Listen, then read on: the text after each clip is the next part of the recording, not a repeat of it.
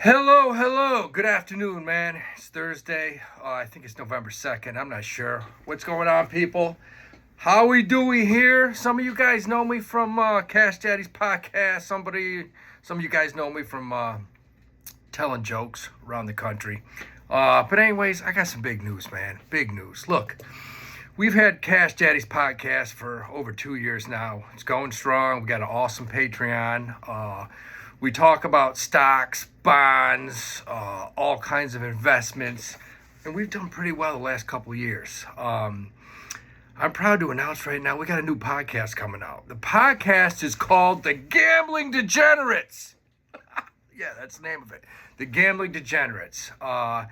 And you know, we kind of talked about this for a while, and we came up with the name because what can you not gamble on in the United States of America right now?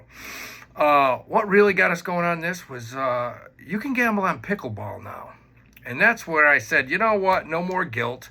Let's go on. Let's talk about this stuff a few times a week because, look, we're right in the middle of football season right now. You got the NFL. You got college football. You got college basketball starting up.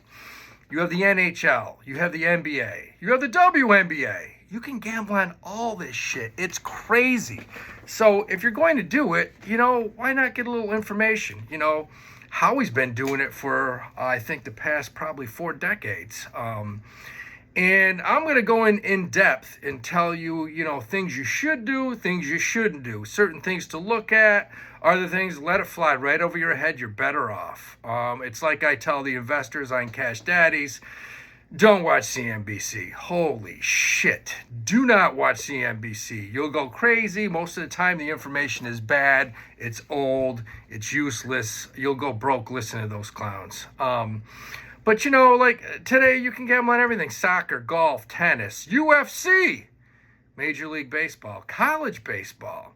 You have prop bets now. You remember back in the day where you just called your bookie and said, you know what, give me 3 dimes on Tennessee -7. And that was it. You couldn't call them up at halftime and place a halftime bet if Tennessee was up by 48 and you wanted to hedge a little bit. That's another thing we'll get into, hedging. We're lucky today that we have a couple companies that go by the name of DraftKings and FanDuel. And live betting is a game changer. You know, it really is. You can place a bet on an underdog. And, you know, after the first quarter, your underdog is winning by 7 or 8 points. And the other team, the favorite, is now an underdog. You can go in and bet them, hedge, go to sleep. You made money. Doesn't matter. A lot of things you can do now to kind of gain an advantage. What kind of advantage do you need? Well, according to statistics, you need to win about 53% of the time to beat the book. 53. Doesn't sound like a lot. It's a lot. I'm going to tell you why. You can't just go out and bet on everything. You can't just lay it across the line and bet 50 games and I hope I hit 53% of them. No. There's a lot of things you got to look at. You know, I feel, you know, one of the most important things when it comes to, let's say, sports betting, and we're going to talk about a lot of other things besides sports betting on this podcast. I have some great guests coming on. But, you know, number one, you got to have patience. You got to have patience.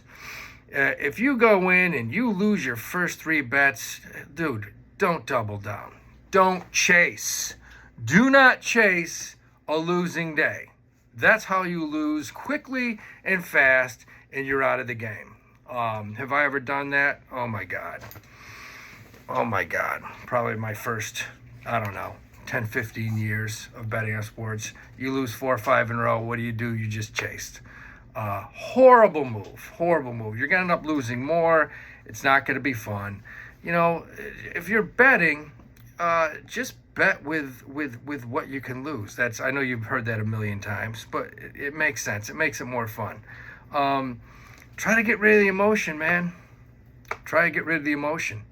I mean, look, if I put a few shekels on my New York Jets every single week, should I get really pissed if they lose? No. They've been losing for 4 decades. If they win, like last Saturday against the Giants, that was beautiful. If they win, Yeah, show some emotion. But if they lose, don't get pissed off. Expect it. There's certain things that if you bet on, expect to lose, like the New York Jets or the New York Knicks last night.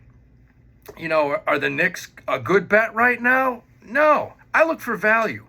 That's the key to this whole thing. You want to try to find value. You're going to lose quickly if you're just betting favorites all the time. Look at the Knicks last night. I mean, you can't bet the Knicks right now because they have problems.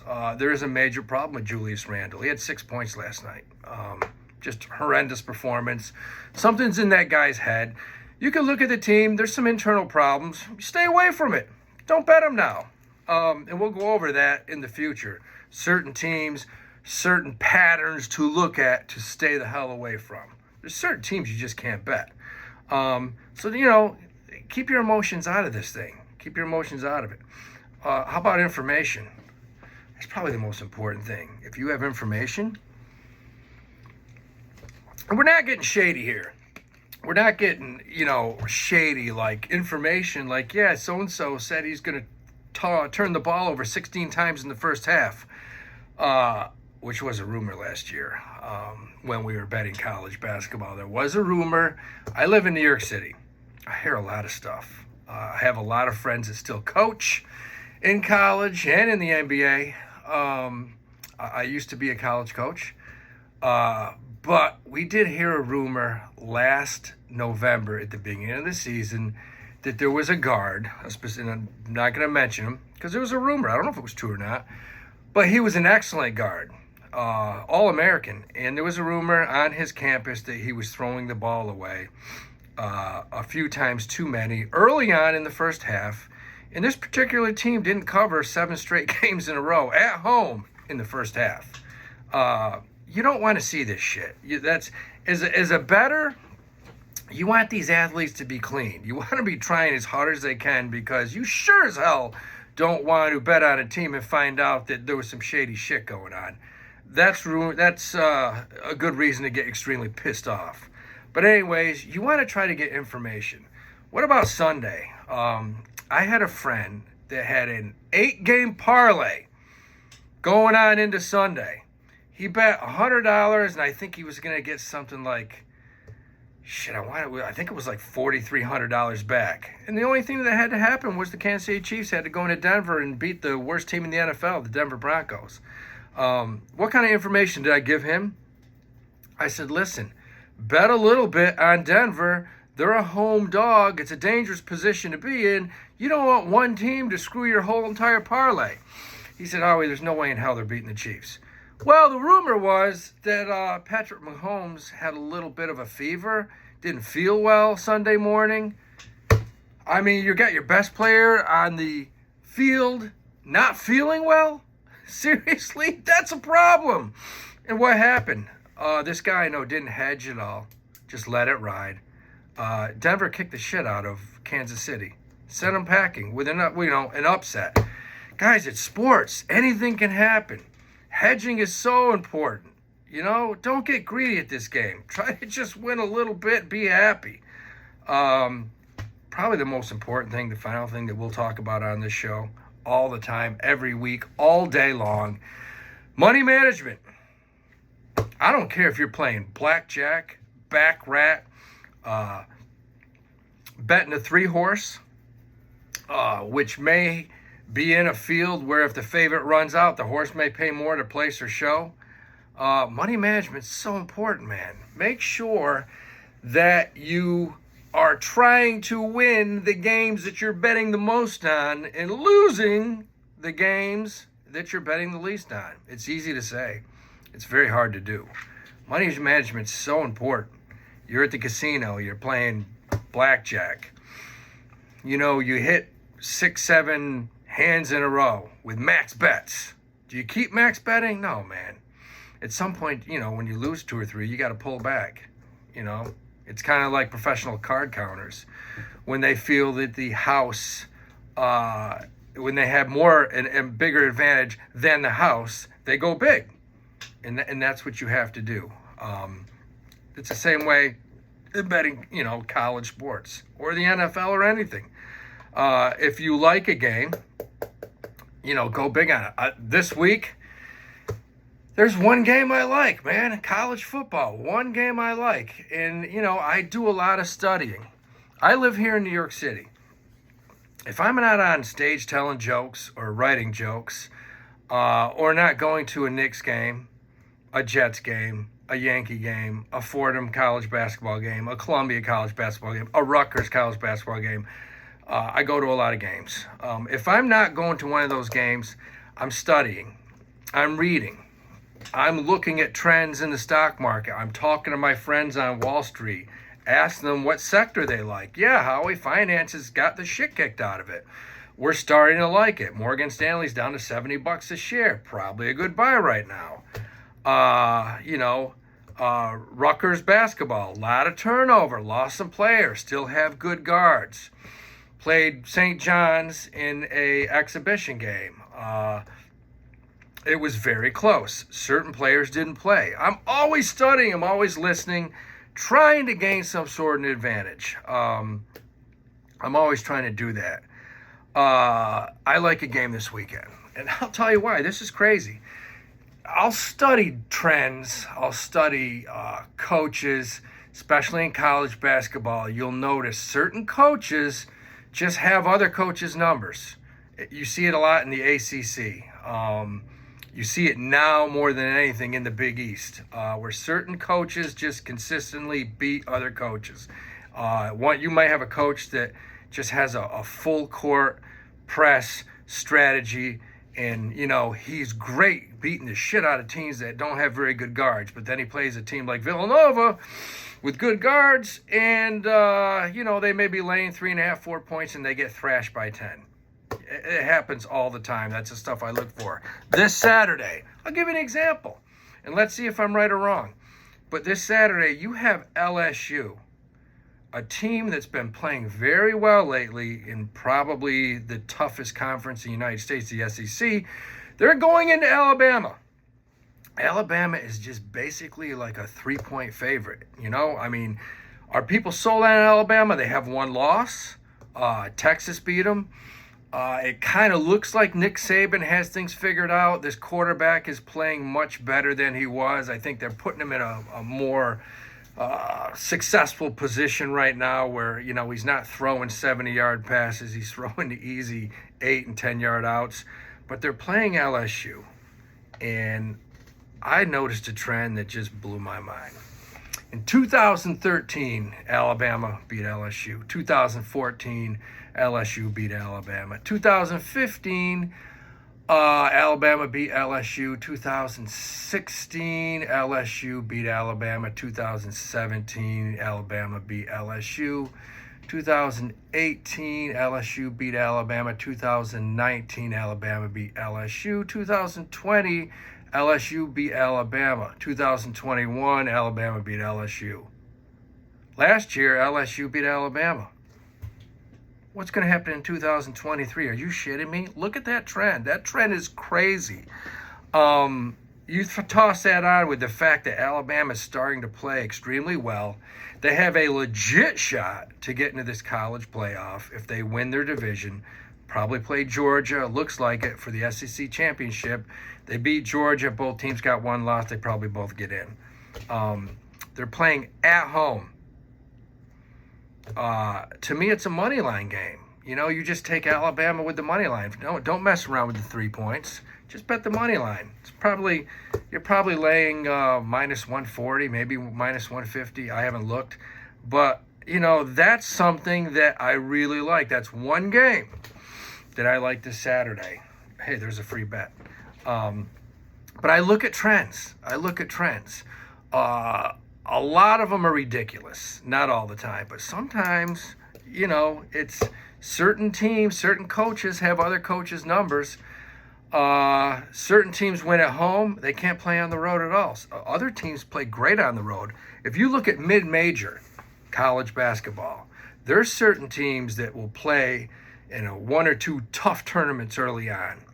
Maybe not win every game, maybe win one, lose most of them, but it sets the tone for the rest of the year. These teams are often successful playing road games. I love small and mid-major basketball. I love it. That's probably my cup of tea. You can look at certain teams that play tough, solid man-to-man, that box out, that out-rebound other teams, and you have a huge advantage. Another crazy advantage. I had a friend, this is 2 years ago. His son played, big Division I school. And I said, yeah, and I'm not one of those guys. I don't ask to try to get information. I don't do shady shit. But I said, I like them tonight. They're going to play this team tough. And he said, I don't know how. I go, and I said, why? He said, man, he goes, a couple of these guys got the flu on Monday, and it was like a Wednesday night game. And he said, there's 3 guys on the team that are like, they're sucking down Gatorade. They're hurting. These guys are sick. And I went, oh, my God. And they proceeded to get thumped by about 25 points. Look, especially in basketball, you only play 5 guys on the court at once. You get a couple guys that are sick. Same thing as the NFL. Mahomes didn't feel well Sunday. It showed. These guys are all in small confined areas. They're in film rooms. They're in locker rooms. Germs are spreading. One guy gets sick, they all get sick. It's a big thing. No one really talks about it. But we're going to talk about all this stuff. I'm going to get some past players, coaches on here just to talk. And it's not really it's not really a bad thing anymore. Look, man, how many times on TV now you got the NFL, and then they're advertising DraftKings and FanDuel. Bet responsibly, which you should. But I think it's they're being a little hypocritical here. It's out. It's just widespread in America now. You can bet on pickleball. I haven't figured out how to do it yet, or I don't know if there's a grandmother league or something. But you can bet on pickleball. It is wild. The props are crazy. I don't get into the props as much in college sports because in some of the biggest states in the country, like New York, you can't even bet college props, so it's a waste. But I have some great guys that I work with, and that's all they do is do statistics and props on individual players, especially in the NFL and the NBA. And if you live in somewhere like California that now has DraftKings, and it's, look, man, it's fun. It's fun to just toss a couple dollars and pick an 8-man NBA team, 2 guards, a couple forwards, a center, and it gives you something to follow. I don't know. I like it. I'm not a huge fantasy player. I know. I never liked the words fantasy and football together. It was a little corny to me, I was one of those guys. I play. I'm in a league. But all these new prop bets that you can do now on FanDuel and DraftKings, it's insane. And what does that come down to? It comes down to matchups. It's all matchups. When you got the Greek Freak playing against, a team like Denver with Jokic, I don't know if I said that right. That guy made us a lot of money last year. But anyways, his props may be down a little bit. Maybe down. When you got him playing against a team with no center at all, like the New York Knicks, he's probably going to have 50 and 20. So, matchups are big. They're big on certain nights. There's a lot that goes into it. I can't wait to get this thing popping. This pod's going to be great because a lot of the times I'm going to be just firing off videos from the actual events. I'm lucky enough to live about 20 blocks from Madison Square Garden, where they have tons of college basketball tournaments. I can get on the train. I can get to Barclays Center in about 25 minutes. I'm close to MetLife Stadium. I can see all the Jets and Giants games. I just said Giants games.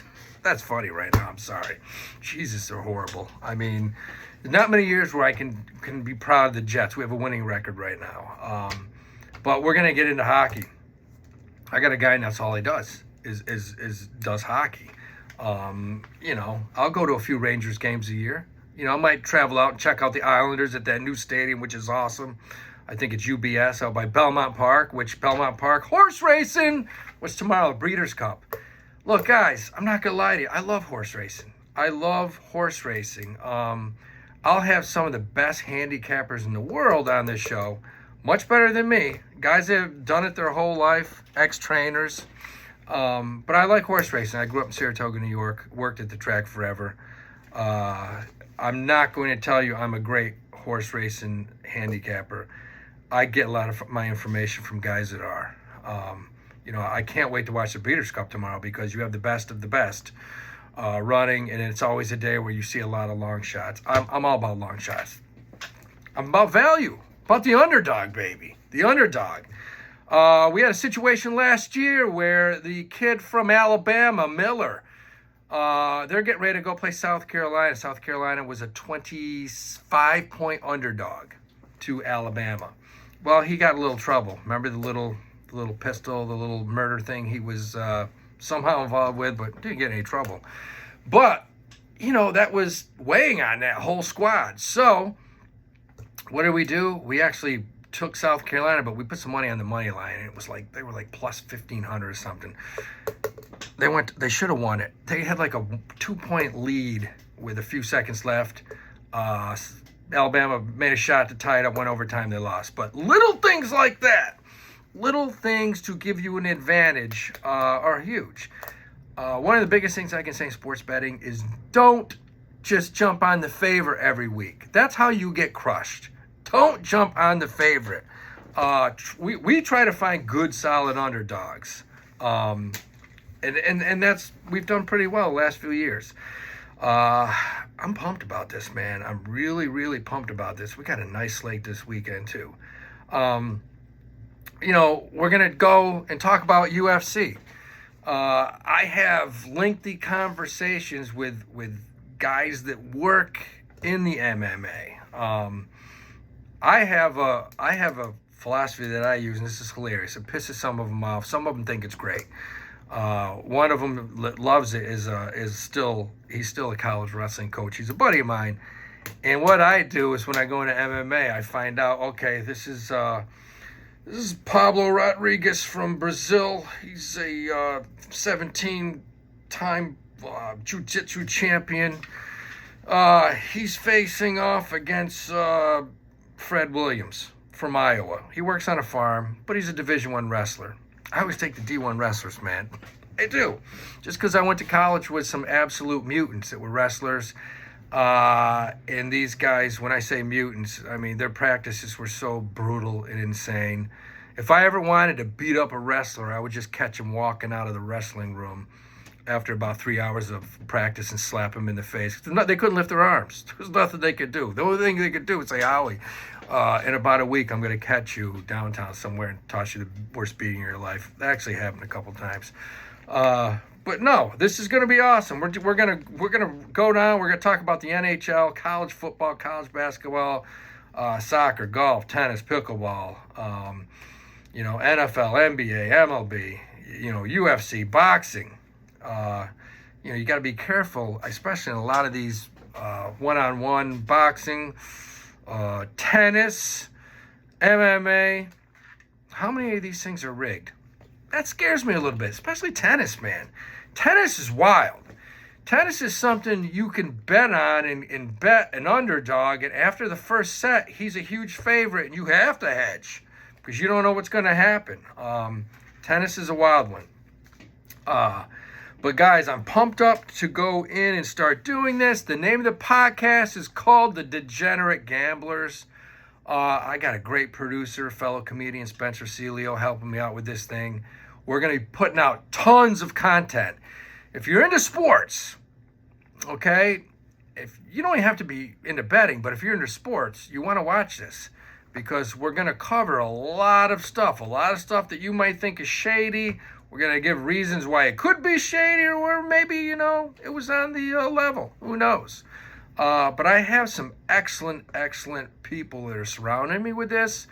I'm going to have some really good guests on, guys a lot smarter than myself. We're going to get a few ex-athletes on here and get their views.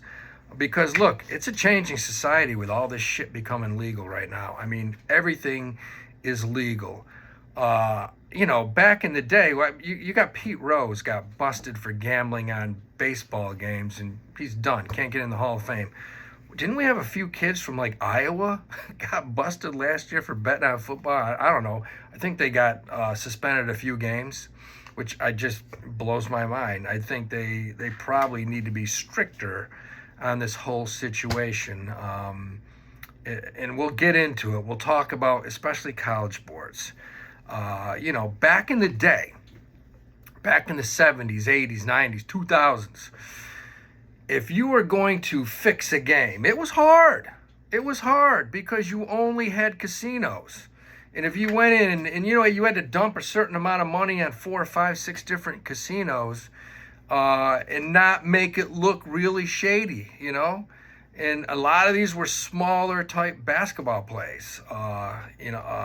Today, Jesus Christ, it's probably not as hard. You got offshore accounts. You got, what's the offshore? There's so many of them. You have FanDuel.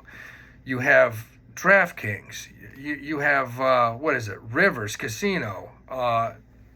You have like 6 of them not even mentioned. So it's a lot easier today. Some kid could just get his buddy and they could just go online to different computers and lay down a few grand at a few of these different casinos and never get busted. That's a rumor going around. It's even worse, like especially when you look at Ivy League schools that, you can bet on them in basketball. In football, you used to be able to bet on every Ivy League game. And now, we were talking about it the other day on another pod. And we talked about it and said, why can't you bet on Ivy League schools like you used to be able to, And I don't know, why can't you? Does it have anything to do with a lot of these Ivy League guys that graduate, run big hedge funds here in Wall Street, and probably be pretty easy to pay off a quarterback and a receiver at some of these? I don't know if it's true. I'm just saying, throwing it out there. Some of you may think I'm crazy, but look, I live in New York. Takes me 10, 15 minutes to walk to Wall Street. A lot of these guys played at Ivy League schools. I talked to some of them. Most of them think it's not out of the realm. It's very possible. So let's hope it's not true, because this is what we don't want. It is a podcast called The Degenerate Gamblers. We don't want kids fucking fixing games. Go out there and bust your ass. Give it all you have, please, for the sake of us, for the sake of the guys doing fantasy. Because we see enough shit in the NFL and the NBA. But we're going to talk all about this stuff on the podcast called The Degenerate Gamblers. Got great people working for me, going to help me out with this. I think it's going to be amazing. And like I say, to be a winner, you got to hit 53% of your games. It's kind of like on Wall Street, guys. We have another podcast called Cash Daddies. We have a Patreon where people pay $20 a month. And basically, I put out exactly what I do. I'll say, I'm buying calls on Microsoft. I'm buying calls on Tesla, which we actually crushed this week, and Uber. But only 5% of people make money buying and selling options. Only 5%. Because the key is you have to take profits. You have to take profits. You have to take profits. You have to bank it. Take the profit and get out. Put the money in the cash, sit back, wait for the next move. You have to take profits. Same thing as when you're betting on sports. Take profits and take a breather. Also, limit your losses. You got to limit those losses, man. You can't just watch that thing trickle down to zero. No. You lose 20, 30%. Bam, get out. Get out. We'll work on the next one. But we're going to go over tons of strategies. We're going to talk about all different sports. Some things we like, some things we don't like. We're going to talk about trends. We're going to talk about what the public is doing, why it's most of the time it's good to go against Joe Public. Joe Public doesn't usually win. But this is going to be awesome. I'm excited. I'm going to have this thing up on YouTube probably tomorrow. I'm going to be putting 2 or 3 hits up a week talking about specific games, specific sports. We're going to start a Patreon. In the Patreon, we're going to have a Discord. I liked it. I like the Discord thing because I just like the team aspect, I'm not going to charge a ton on the Discord. Probably keep it to the same thing as Cash Daddies. I just don't think it's needed, man. I mean, this isn't about money. This is about forming a team. I love it. I think this is great. I love doing stand-up comedy. Hopefully I'll come to a city near you, and we'll watch a game and just have a blast. Because there's nothing better than getting with some buddies and watching a game, man. It's one of my favorite things to do in the world. I love the NCAA tournament. I have 4 friends that come out of town. We either go to Vegas or we watch the pre-NCAA tournaments, which are my favorites too. They have them at Barclays and MSG. So I'm going to be reporting. I'm going to be like firing off a bunch of shit from these actual live sporting events. And I love doing that. I love talking to fans, especially from, one of the best things that happened last year was Florida Atlantic and Kansas State came to Madison Square Garden, and I hung out with probably 100 Florida Atlantic fans before the game. And they were telling me stuff that I was like, man, this team is for real. Like this team was focused. Their coach was focused. And it kind of gave me a little heads up going into the game. I really like Florida Atlantic, and they made it to the Final Four, and actually they're going to be solid this year, man. That's another thing.